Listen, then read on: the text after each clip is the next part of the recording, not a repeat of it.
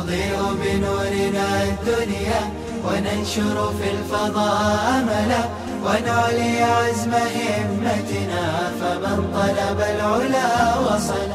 الحمد لله رب العالمين والصلاة والسلام على سيد الأنبياء والمرسلين وعلى آلہ واصحابہ اجمعین اما بعد.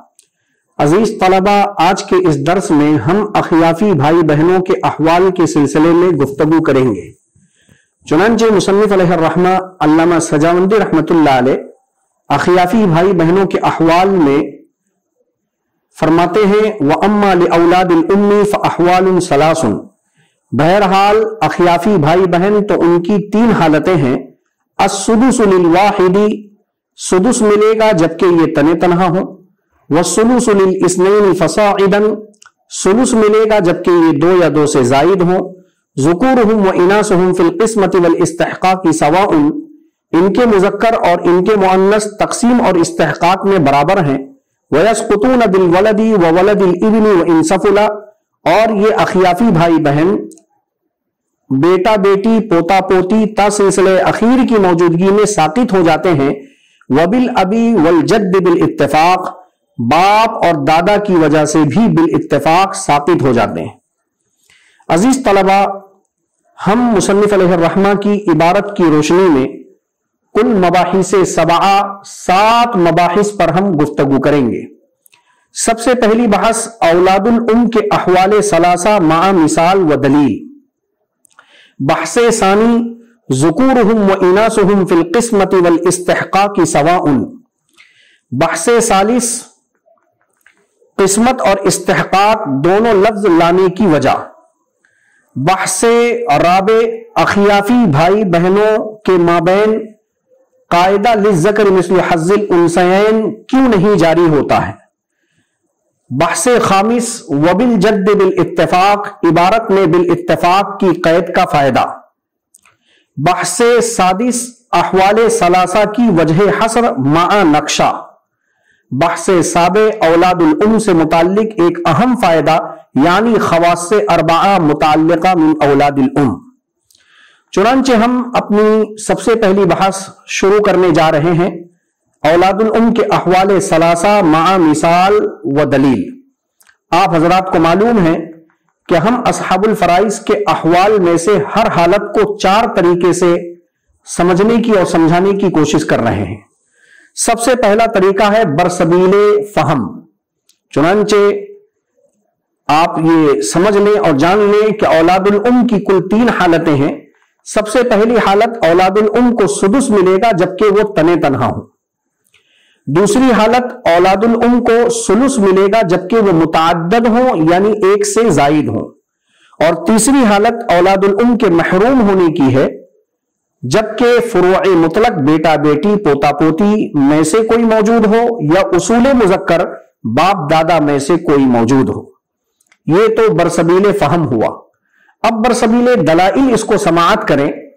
اخیافی بھائی بہن جب ایک ہو تو ان کو سدس ملے گا. دلیل وَلَهُ أَخٌ أَوْ أُخْتٌ فَلِكُلِّ وَاحِدٍ مِّنْهُمَا السُّدُسُ. اس آیت کریمہ میں صاف طور پر اللہ رب العزت نے ارشاد فرمایا کہ مرنے والے نے اگر ایک بھائی یا ایک بہن کو چھوڑا ہے تو ان میں سے ہر ایک کو سدس ملے گا. حضرت ابی ابن کعب کی قرات میں وَلَهُ أَخٌ أَوْ أُخْتٌ مِّنَ الْأُمِّ ہے، جس سے یہ سمجھ میں آیا کہ یہاں اخ اور اخت سے مراد عینی اور اللاتی بھائی بہن مراد نہیں ہیں، بلکہ یہاں اخیافی یعنی ماں شریک بھائی بہن مراد ہیں. دوسری حالت کہ اگر اخیافی بھائی بہن متعدد ہوں تو انہیں ثلث ملے گا. اس کی دلیل قرآن پاک کی آیت ہے فَإِن كَانُوا أَكْثَرَ مِن ذَلِكَ فَهُمْ شُرَكَاءُ فِي الثُّلُثِ. اس آیت کریمہ میں صاف طور پر اللہ رب العزت نے ارشاد فرما دیا پس اگر یہ ایک سے زائد ہو تو ان کو ثلث ملے گا.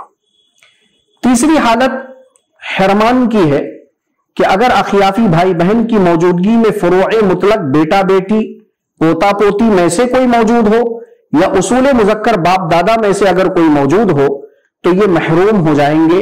اس کی دلیل آیت کریمہ ہے وَإِن كَانَ رَجُلٌ يُورَثُ كَلَالَةً أَوِ امْرَأَةً.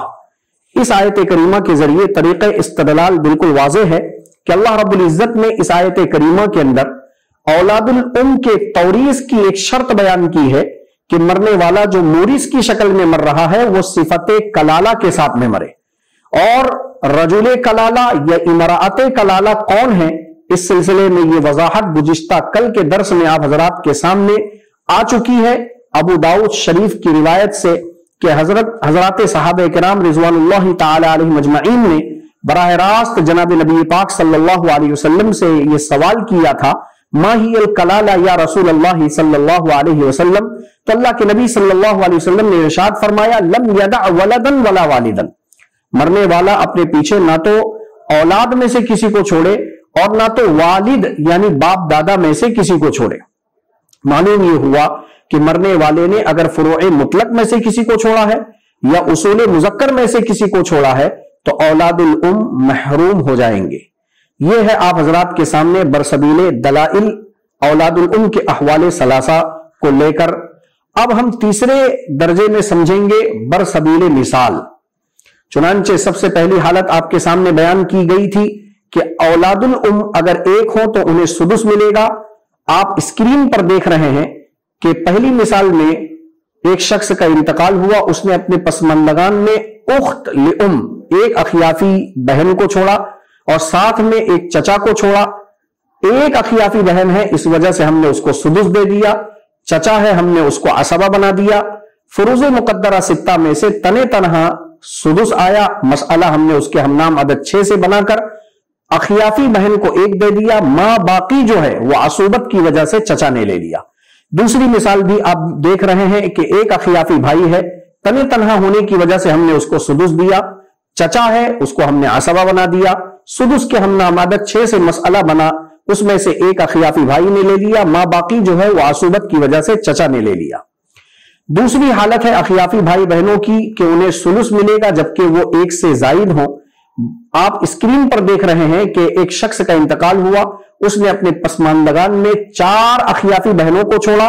मुतअद्दद होने की वजह से इन्होंने सुलुस ले लिया और चचा ने अपने अंदर माने असुबत की वजह से अपने आप को असबा बना लिया। सुलुस के हमनाम अदद 3 से मसला बना। 3 में से 1/3 ये 4 अखियाफी बहनों को मुश्तरका तौर पर मिला। 2 जो बच गया वो चचा ने असुबत की वजह से ले लिया। दूसरी मिसाल में आप देख रहे हैं कि 2 अखियाफी भाई बहन है और 3 अखियाफी भाई हैं। इन 5 को मुश्तरका तौर पर मुतअद्दद होने की वजह से सुलुस दे दिया, चचा को असबा बना दिया। सुलुस के हमनाम अदद 3 से मसला बना। 3 में से 5 अखियाफी भाई बहनों को मुश्तरका तौर पर 1/3 जो सुलुस है वो दे दिया, बचा हुआ हिस्सा वो चचा ने ले लिया।